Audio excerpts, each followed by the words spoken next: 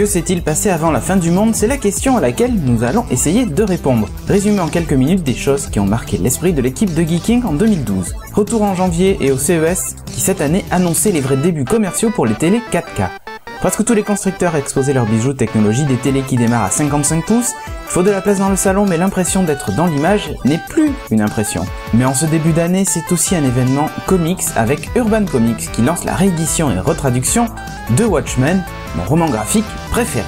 Février, mois de l'amour, et nous sommes tombés amoureux de The Arms Peddler, un manga bourré d'action, de zombies, de chevaliers, de cow-boys, de démons, de dieux, de monstres et de magiciens. Rien que ça, n'en jetez plus.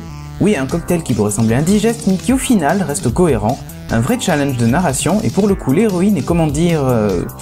à tomber par terre. En février, c'était aussi le mois des chauves-souris, sombre reflet de Scott Snyder, est une merveille pour les fans de Batman. Tension tout au long de ce comics, où une société secrète de collectionneurs d'objets ayant appartenu au grand vilain de Gotham, donnera du fil à retordre aux Chevaliers Noirs. Mars, c'est aussi le nom de la planète où les ruines protéennes sont retrouvées dans Mass Effect, et qui donne le point de départ de l'expansion de la race humaine dans l'univers. Mais mars, c'est surtout le mois de la sortie de Mass Effect 3, qui vient conclure les aventures de Shepard. Action, émotion, on a l'impression de prendre part à un long métrage space opéra de grande qualité. Il sera récompensé en décembre d'un Video Game Award dans la catégorie meilleur RPG de l'année. En avril, Winter is Coming. Non, ce n'est pas un dérèglement climatique annonçant la fin du monde, mais le début de la 10e saison de Game of Thrones sur HBO. Une pure merveille de série télé qu'il faut absolument voir. C'est aussi le mois que Google a choisi pour dévoiler un objet de tous les fantasmes geeks. Google Glass. Des lunettes censées nous aider en réalité augmentée, un projet ambitieux qui peut changer notre façon de voir le monde, c'est le cas de le dire. En parlant de monde, encore faut-il qu'il en reste quelque chose après le passage de Loki. The Avengers sort au cinéma et c'est une claque. Iron Man, Captain America, Thor, Hulk, Black Widow, Hawkeye et Nick Fury nous offrent du grand spectacle dans ce tant attendu film de Joss Whedon. En mai, c'est l'heure du relaunch de DC Comics par Urban Comics. On efface tout et on recommence un pour tous et tous au numéro 1. C'est aussi le mois de la sortie la plus attendue de ces dernières années, Diablo 3. Carton pour Blizzard dont les serveurs plient sous la demande. Du grand jeu en 2012, nous sommes gâtés. Mais c'est aussi le mois de Google I.O. et de l'annonce de ce qui pour moi est le début de la vraie intelligence dans les smartphones, j'ai nommé Google Now. Le service malin qui analyse tout ce que vous faites comme recherche, qui recoupe avec votre géolocalisation, etc. Un logiciel capable d'anticiper vos déplacements et surtout de fournir des informations pertinentes en fonction de l'heure et du lieu dans lequel vous vous trouvez. Presque magique, même si en France le service demande à être amélioré. C'est l'été, il fait chaud, c'est Comic-Con en juillet et justement, la perle que nous avons trouvée, c'est City Hall, un manga français édité chez Ankama. Steampunk, une chronique totalement jouissive, avec Jules Verne et Conan Doyle à la poursuite d'un tueur, une véritable pépite par Rémi Guérin et Guillaume Lapet. La solution pour résister à la chaleur, c'est aussi d'aller au cinéma voir 5 ou 6 fois The Dark Knight Rises comme Timo. Conclusion épique de la trilogie de Batman de Nolan à consommer sans modération. En pleine torpeur estivale, c'est au mois d'août que Guild Wars 2 fait ses débuts. La très attendue suite de Guild Wars nous propose un monde ouvert et un MMO digne des plus grands sans débourser un abonnement tous les mois.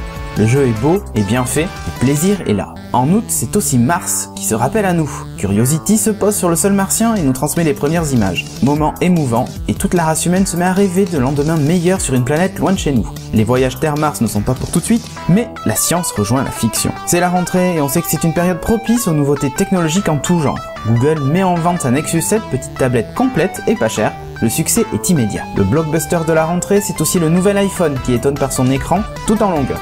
Les fans se l'arrachent, les haters le détestent, bref, tout est normal.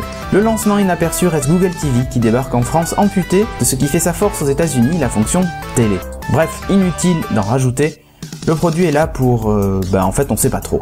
Octobre arrive, l'automne avec lui et Windows 8 aussi. Accueil plutôt froid de la presse pour un OS pourtant bien construit. Son petit frère pour smartphone Windows Phone 8 fait lui aussi ses débuts 3 jours après. Les premiers smartphones pointent le bout de leur écran en leur souhaitant une meilleure réussite que Windows Phone 7. L'autre sortie attendue, c'était Surface annoncée un peu plus tôt par Microsoft. Une tablette avec des fonctions PC, une vraie réussite hardware, mais peut-elle faire bouger les lignes sur ce marché? Au moins, elle est originale et comblera les gens allergiques à l'iPad et à Android. En novembre, c'est l'avalanche de cadeaux de Noël. Le Nexus 4, le mobile haut de gamme mais à bas prix de Google, fait des déçus. Déçus non pas par le produit, mais par sa disponibilité. Vivement que LG livre ce bijou en plus grande quantité. C'est aussi la sortie du Nexus 10, tablette jouant dans la cour des grands, mais elle aussi ne se prend pas pour une diva et propose un prix plus que décent. En parlant de diva, l'iPad mini n'est pas une tablette 7 pouces.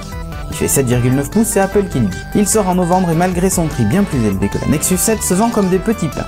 L'objet est beau et comble un trou dans la gamme Apple. Une sortie qui elle aussi fait parler d'elle, c'est le Lumia 920 de Nokia. Le mastodonte finlandais écrase la concurrence de par ses caractéristiques techniques et en fait un mobile très complet. Nokia renoue avec le succès et c'est tant mieux. Côté jeux vidéo, Borderlands 2 débarque et c'est un vrai plaisir de retrouver Claptrap ou presque. Un shooter RPG qui mérite une place sur votre étagère. Mais novembre, c'est aussi la sortie de la Wii U, la dernière née de chez Nintendo. Quelques couacs avec la mise à jour obligatoire de plusieurs gigas et surtout les lenteurs de l'interface. Si vous n'êtes pas équipé d'une Wii qui prend la poussière dans un placard ou si vous êtes fan de Nintendo, c'est la console à posséder. Surtout quand on y retrouve Mass Effect 3. Et voilà que nous arrivons à décembre et la fin du monde. The Hobbit en 48 images secondes 3D et la nouvelle révolution du cinéma, du jamais vu comme disait le journaliste. Peter Jackson nous fait retourner chez Bilbo et on replonge avec plaisir. La série française de 2012 à ne pas rater est une série Canal+, Les Revenants, dont nous avons parlé maintes fois et c'est tout simplement un exemple du genre digne d'une série US. Et on termine par la fin du monde et je voulais vous dire que nous